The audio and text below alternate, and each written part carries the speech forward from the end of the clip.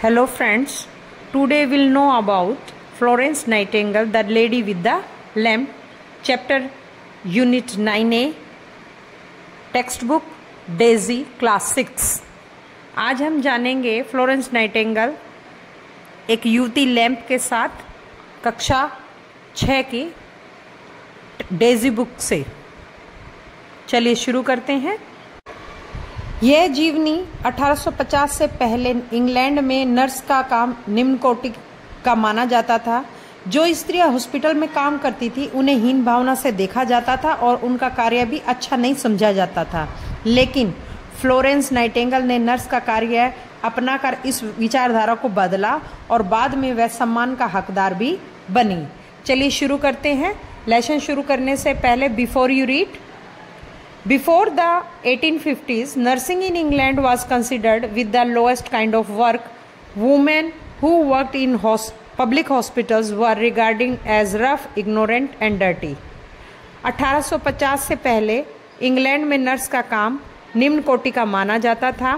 वे औरतें जो हॉस्पिटल्स में काम करती थी उनको अच्छा नहीं माना जाता था और वो निम्न कोटि का होता था। The following biography is about Florence Nightingale, whose parents were horrified when she told them that she wanted to become a professional nurse. यह कहानी या जीवनी उस फ्लोरेंस नाइटिंगेल के बारे में है। जब उनके माता पिता को पता चला तो वो डर गए कि क्योंकि उनकी बेटी ने कहा कि वो एक प्रोफेशनल नर्स बनना चाह रही है।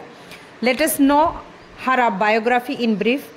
आज संक्षेप में हम उसकी जीवनी के बारे में जानेंगे। अर्ली लाइफ, प्रारंभिक जीवन। Florence Nightingale was an English social reformer and the founder of modern nursing. Florence Nightingale एक अंग्रेज समाज सुधारिका और आधुनिक नर्सिंग की संस्थापिका थी। She was born on May 12, 1820 in a rich upper class British family in Florence, Italy. She was named after the city of her birth. Florence Italy में एक धनी उच्च अंग्रेज परिवार में 12 मई 1820 में पैदा हुई। उसका नाम उसके शहर के नाम पर रखा गया। From a very young age, Florence Nightingale showed charity. बचपन से ही उसमें उपकार की भावना दिखाई देती थी। She willingly serve the ill and poor people in the village neighbouring her families states. वह स्वेच्छा से ही या अपनी इच्छा से ही बीमार और गरीब लोगों की सेवा करती थी। अपने परिवार की जागीर के आसपास जो लोग गांव में रहते थे उनकी। By the time she was 16 years old, it was clear to her that she wanted to become a nurse. She believed it to be God's call to her. जब वह 16 साल की हुई उसे साफ पता चल गया कि वो नर्स बनना चाहती है। उसका विश्वास था कि यह ईश्वर का उसे आदेश है। उनका अगला टॉपिक है struggle for ambition. When Nightingale approached her parents and told them about her ambition to become a nurse, they were not pleased. जब नाइटिंगेल अपने माता पिता से मिली और उन्हें बताया कि उसकी इच्छा नर्स बनने की है तो वे खुश नहीं हुए। In fact, her parents stopped her from taking up nursing as a career. वास्तव में उनके माता पिता ने इसे कैरियर के रूप में लेने से उसे मना कर दिया। At that time, a young lady of Nightingale's social status was expected to marry a rich man rather than take up a job like nursing that was considered a menial labor by the upper social classes. उस समय Nightingale के सामाजिक स्तर की युवती से अपेक्षा की जाती थी कि वह एक अमीर आदमी से शादी करे, ना कि नर्स जैसी नौकरी जिसे उच्च सामाजिक स्तर के लोग नीची निगाह से देखते थे। When Nightingale was 17 years old, she refused a marriage proposal from a suitable gentleman, saying that her moral active nature requires satisfaction and that she could not find in this life. जब Nightingale 17 साल की हुई तो उसने एक उपयुक्त भद्र व्यक्ति से शादी करने से यह करके प्रस्ताव को अस्वीकार कर दिया कि उसका सक्रिय नैतिक प्रकृति के संतुष्टि आवश्यक है और उसे वह इस जिंदगी में नहीं प्राप्त कर सकती। Despite her parents' objections, in 1844, Nightingale enrolled as a nursing student at the Lutheran Hospital in Germany because there was no training institute for nursing in England. अपने माता पिता की आपत्तियों के बावजूद जर्मनी के लूथरन हॉस्पिटल में 1844 ईस्वी में एक नर्सिंग छात्रा के रूप में उसने एडमिशन ले लिया या नामांकन करा लिया, क्योंकि इंग्लैंड में नर्सिंग के लिए कोई प्रशिक्षण संस्थान नहीं था। In the early 1850s, Nightingale returned to London where she took a nursing job in a Middlesex hospital for ailing governors। 1850 के दशक में के प्रारंभ में नाइटिंगेल लंदन लौट आई, जहां उसने मिडिलसेक्स अस्पताल के एक बीमार प्रशिक्षिका के लिए नर्सिंग की नौकरी शुरू कर दी। Her performance impressed her employer so much that she was promoted to superintendent within a year. उसकी उपलब्धि ने उसके नियोजक को इतना प्रभावित किया कि 1 साल के अंदर ही उसे सुपरिटेंडेंट के पद पर प्रोन्नत कर दिया गया। The position proved challenging because of a cholera outbreak and unsanitary condition conducive to the rapid spread of disease। यह स्थिति उसके लिए चुनौतीपूर्ण सिद्ध हुई क्योंकि हैजे का फैलना और अस्वच्छता की स्थिति बीमारी महामारी का रूप ले रही थी। She made it her mission to improve hygiene practices to lower the death rate at the hospital।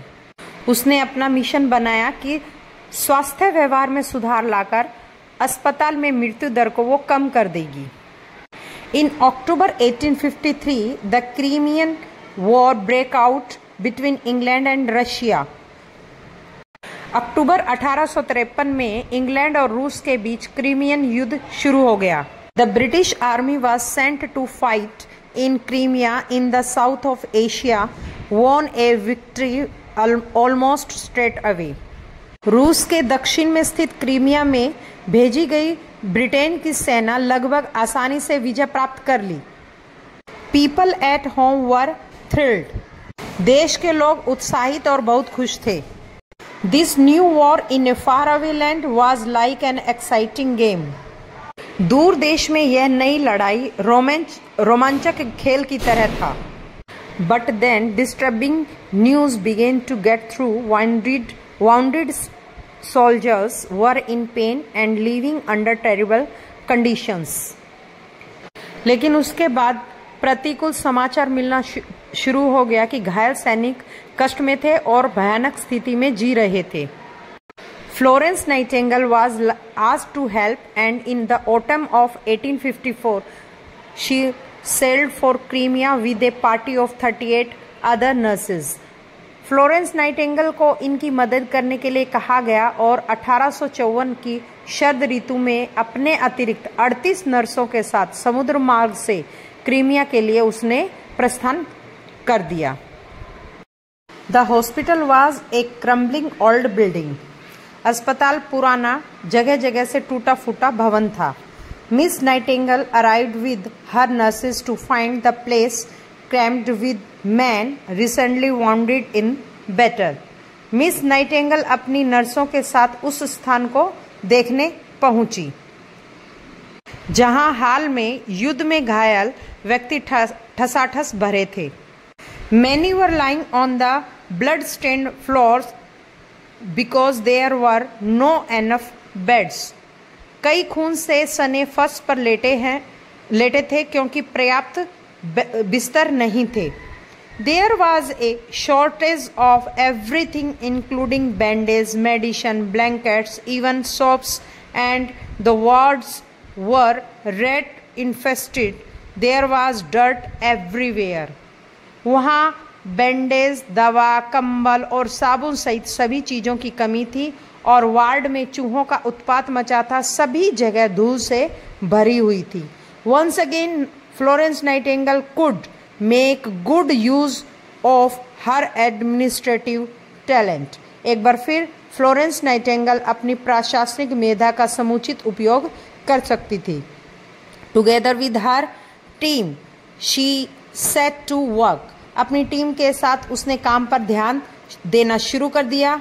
Her nurses scrubbed the wards, corridors and लेवेंट्रीज।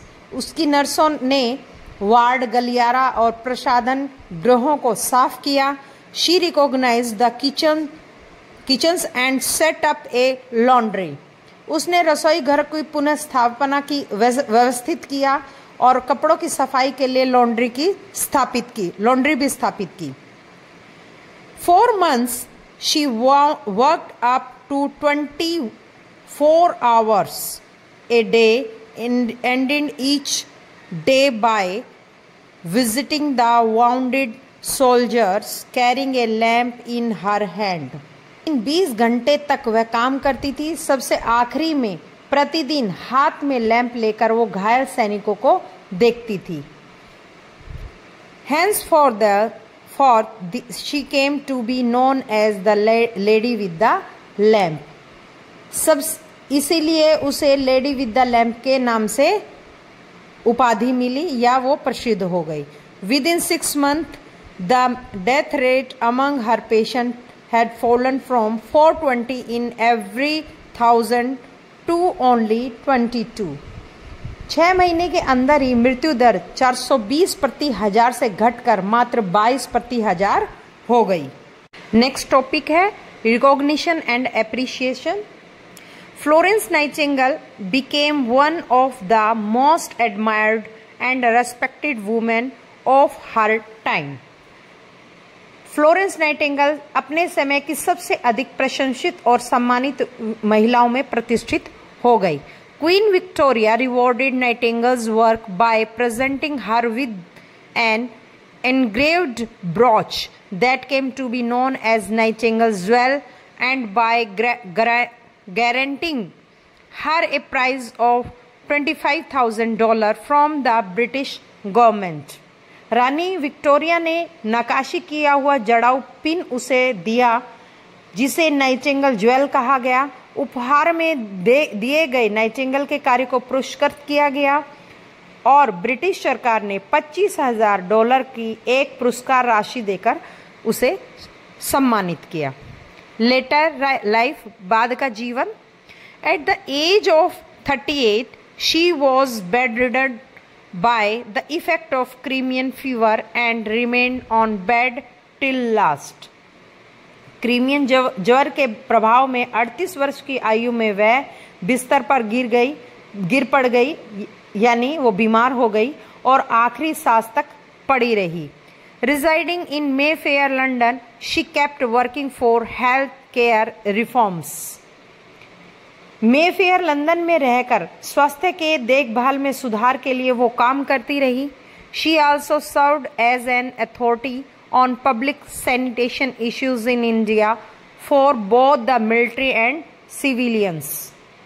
वे भारत में सैनिक और असैनिक दोनों के लिए सार्वजनिक स्वच्छता मुद्दे पर प्राधिकारी के रूप में सेवा की। But she had never been to India itself. वो कभी भी स्वयं भारत नहीं आई। In 1860, Nightingale led the foundation of professional nursing at St. Thomas Hospital in London. Nightingale ने 1860 में लंदन में सेंट थॉमस हॉस्पिटल में प्रोफेशनल नर्सिंग की आधारशिला रखी। It was the first secular nursing school in the world, now part of the King's College London. यह विश्व की पहली धर्मनिरपेक्ष नर्सिंग स्कूल थी जो अब किंग्स कॉलेज लंदन का एक हिस्सा है। अब आते हैं टॉपिक डेथ एंड लेगेसी पे। On August 13, 1910, at the age of 90, she died peacefully in her sleep at 10th South Street, Mayfair, London. 90 वर्ष की आयु में 13 अगस्त 1910 में मेफेयर, लंदन 10 साउथ स्ट्रीट में सोए में ही वह शांतिपूर्वक मृत्यु को प्राप्त हो गई। She had expressed her desire that her funeral be a quiet and modest affair. उसने अपनी आखिरी इच्छा व्यक्त की थी कि उसकी अंत्येष्टि शांत और सौम्य ढंग से होनी चाहिए। Respecting her last wishes, her relatives turns down a national funeral. The lady with the lamp was laid to rest in her family's plot at St. Margaret Church, Hampshire, England. उसकी आखिरी इच्छा का सम्मान करते हुए उनके परिवार के लोगों ने राष्ट्रीय अंत्येष्टि का अस्वीकार कर दिया। Saint Margaret church, Hampshire, London के पारिवारिक भूखंड में उन्हें दफना दिया गया। हर birthday May 12 is celebrated as international nurses day. उनके जन्मदिन 12 मई को अंतर्राष्ट्रीय नर्स दिवस के रूप में मनाया जाता है। इस तरह हमने फ्लोरेंस नाइटिंगेल की कहानी को संक्षेप में पढ़ा, जाना। The words nursing, the job of taking care of sick people. Nursing एक प्रकार का कार्य है जो लोगों की सेवा के लिए कहलाता है। Ignorant, not having enough knowledge, जिन्हें ज़्यादा ज्ञान नहीं होता है या अज्ञानी होते हैं उन्हें इग्नोरेंट कहा जाता है। हॉरिफाइड, डर जाना यानी shocked. Charity, practice of giving money and time to make life better for others, दूसरों की धन से और समय से सेवा करना ही चैरिटी कहलाता है। मैनुअल, लॉ यानी कि बहुत कम। कंडसिव, फेवरेबल यानी कि पक्ष में होना। थ्रिल्ड, एक्साइटेड यानी खुश हो जाना, उत्तेजित हो जाना। वाउंडेड, इंजर्ड मतलब घायल। कोलेरा एक डिजीज यानी बीमारी, हैजा की बीमारी को कोलेरा कहा जाता है। क्रम्बलिंग, ब्रेकडाउन यानी कि एकदम से शुरू हो जाना। Cramped, a lot of things force into A small space, एक छोटी सी जगह में बहुत ज्यादा चीजों को भर देना। फिल्थ, डर्ट यानी धूला। Brooch, ornament fasten to dress with a pin, अपने ड्रेस को ठीक करने के लिए सुंदर पिन लगाने को ही ब्रोच कहा जाता है। दोस्तों, अगर आपको मेरा वीडियो पसंद आ रहा है तो लाइक करें, सब्सक्राइब करें और मुझे कमेंट सेक्शन में जाके बताएं कि मुझे किस टॉपिक पे वीडियो बनानी चाहिए। और मेरा वीडियो देखने के लिए आपका बहुत बहुत धन्यवाद।